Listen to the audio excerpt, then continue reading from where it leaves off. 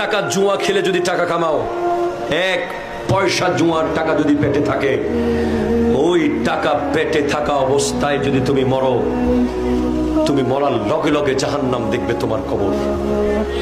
স্পষ্ট হাদিস। মনে রেখো, হালালের পান্তা ভাত অনেক দামি, হারামের কাচ্চি বিরিয়ানির চেয়ে। ঠিক কিনা বলো?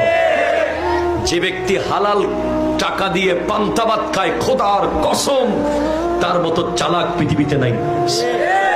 আর যে অবৈধ জুয়ার 2 নম্বরই সুদ ঘুষ খেয়ে দামি দামি খাবার খায়, দামি দামি বাড়ি বানায়, তার মতো বোকা, তার মতো গাধা, তার মতো বেয়াক্কল পৃথিবীতে নাই। ঠিক কিনা?